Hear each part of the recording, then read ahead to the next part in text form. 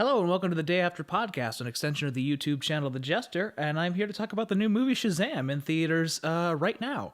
I did not get paid to talk about this movie, but I want to because we like to talk here about movies that are interesting in interesting ways, and I haven't found a movie I like in the superhero genre in a long time. We'll talk right away at the beginning about non-spoilery stuff. If you want to get to the spoilery stuff, here's the time signature. This Over the past several couple months, we've been rewatching Teen Titans, my wife and I noticed just how much I wanted a superhero movie to just not take itself seriously, or to have dramatic moments, but to overall tone the grit down quite a bit. And that is, I think, what we got. If you haven't seen the trailer, it's not going to ruin a ton of it, but it does have that superhero trailer cadence. I don't know if I could say that correctly, but I've always wanted something that doesn't take itself too seriously. I was at a really formative age when I first saw Spider-Man, and just to get it out of the way, Spider-Man is my favorite superhero.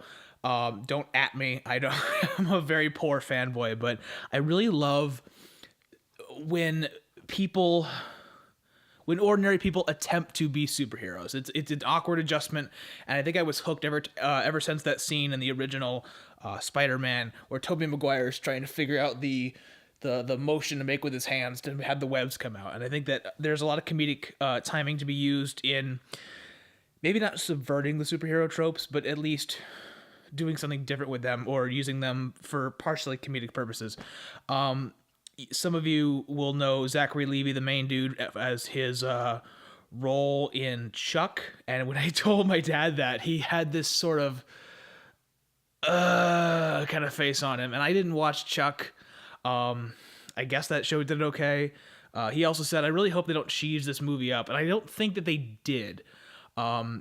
Zachary Levi, I think his chops, even if he's typecast, he has this kind of role where he knows how to not take himself seriously. They saw his work on Chuck and said, hey, we need you to be this 15-year-old in a 30-year-old's body. And I'm sure he was all over that. He had a great time doing it. I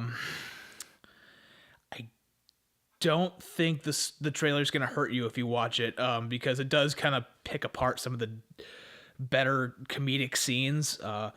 But we'll get to that. So now that we're out of the realm, I am gonna go ahead and put the spoiler tag up. Now's your chance to get out if you haven't seen it. I really do recommend. Whenever I go to movies with my dad, I want to leave not liking them because our tastes aren't quite the same.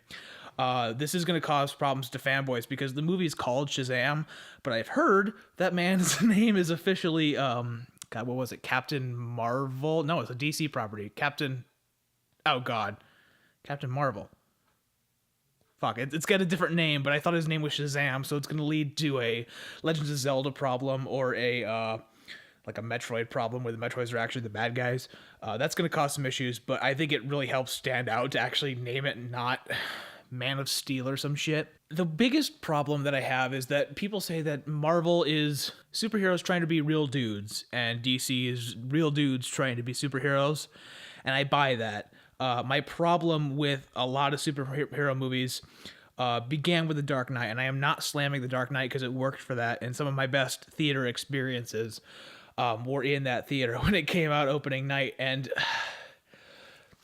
DC, more than Marvel, I feel, is they want to have that grit and that darkness, and this movie in general is DC trying not to be so goddamn dark. And at first I'm like, oh, they absolutely failed, because the first scene is a kid who believes in magic. He's playing with a magic 8-ball, and he screams because he saw some shit, and it leads to his dad being paralyzed and his brother blaming him for everything. They don't really go into that, but it's just when one of the first scenes is a car wreck that almost kills your family. I'm like, god damn, can I get some color in here? I really like that the first kid we meet is not the main kid. I went in pretty blind to this, and to have him be the bad guy was interesting. It's even more interesting that the bad guy is somebody who had the really stereotypical take my power motif, and he fucked it up. That was really, really funny, because he grows up thinking that everybody that there is no such thing as an objectively good person or a person who is kind at heart. That's a sweeping statement, but it makes for a kind of a really cool bad guy.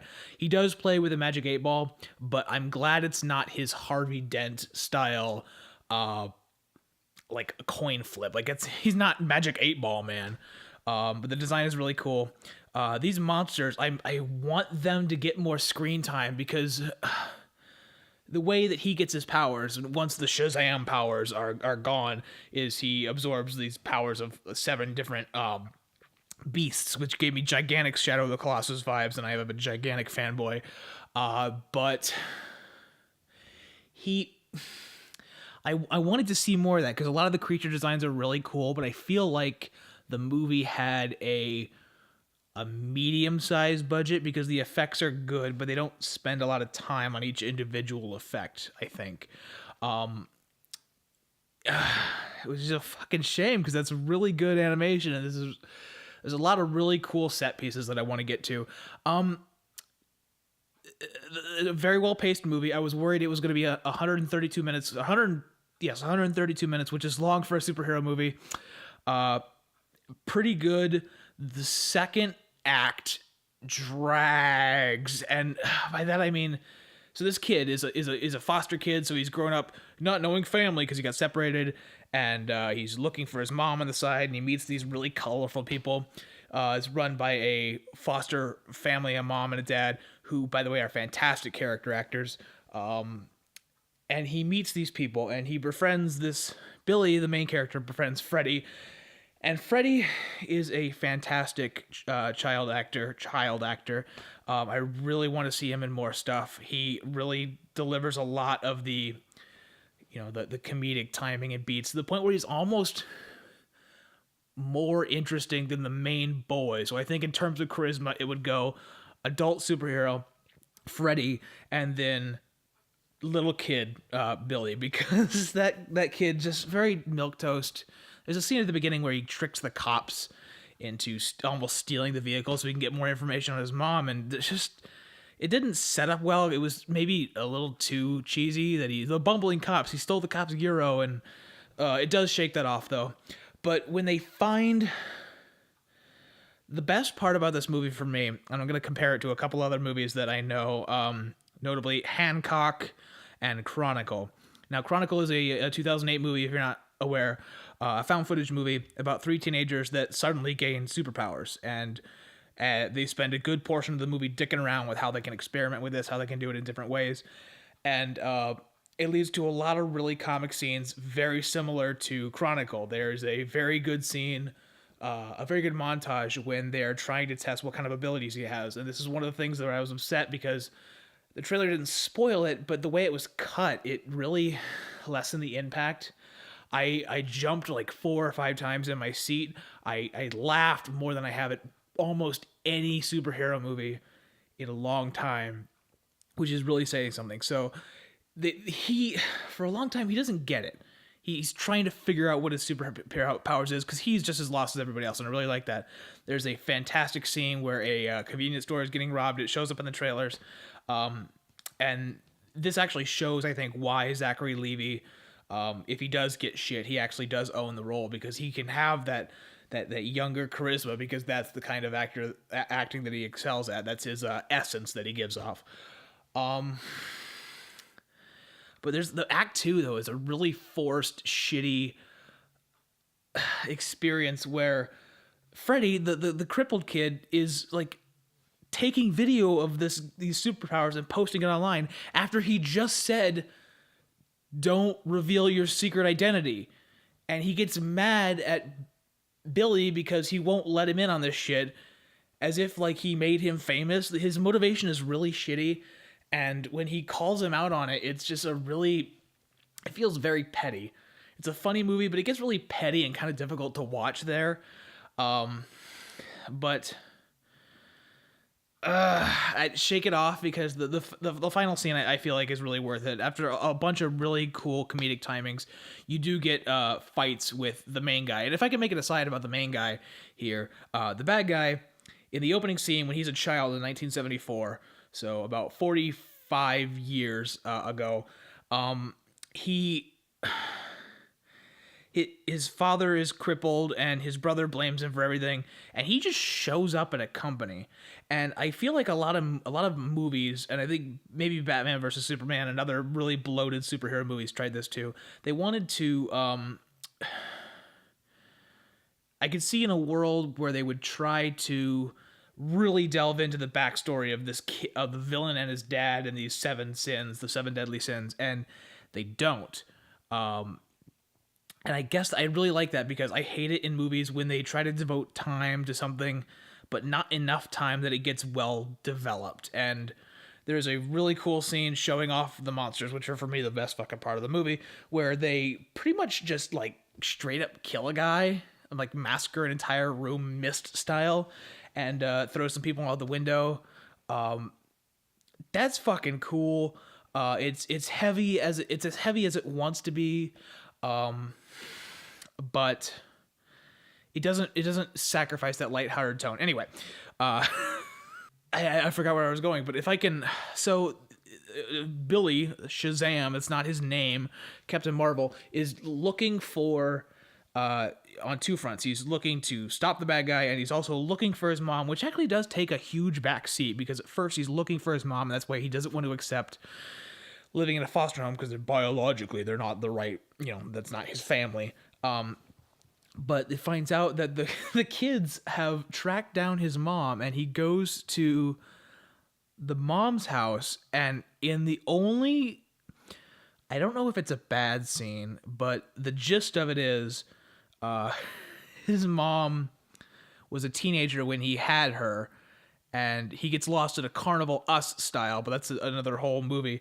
He gets lost in a carnival, and he thinks that the mom never found him, so that's why he's in foster home. The mom did see him with the cops and found out it would be better if she weren't his mom. And that is a moment where I'm like, holy fuck, you're a terrible human being. And it's about how everybody is, I guess, dealing with something, and his dad's in prison, and she's with a sounds like an abusive guy. They tried to make it sympathetic, but I can't. It was just such a wow, you're a terrible person. It was the motivation that he needs as a superhero to try to get, to realize that family is the most important. And they have I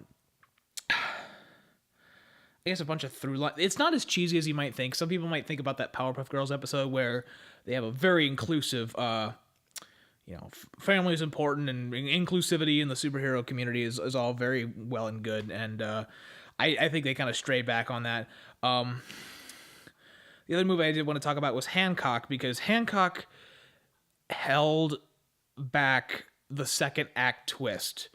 I won't state it here, but if you've seen Hancock. And the reason they held back the second act twist is because the second act twist sucks. It undermines Will Smith's character in that movie, and it just flies it off the rails. Here, they left it as a really good surprise. There is a really good moment when they find out in the all is lost moment that this Shazam power, I'm sorry I'm calling it that, can be transferred from one person to another. And suddenly all these 5 broken individuals who you've had character drops here and there become fucking superheroes themselves. There's a really incredible fight scene where you actually get to see these character designs that apparently they worked really hard on. And I wish this movie is the only time I think I'm going to say is that this is the only time I think I'm going to say where I wish the movie had a slightly bigger budget, because it's really cool. And there's a lot of really cool moments where they kind of pick fun at superhero cliches, like artistic license in regards to acoustics, where he's trying to monologue from a long way away and you can't hear him because buses and traffic, and a lot of really cool scenes like that. And it doesn't overstay its welcome, and I really do like that. Overall, really solid. I know I'm forgetting something that I'm going to want to come back to later.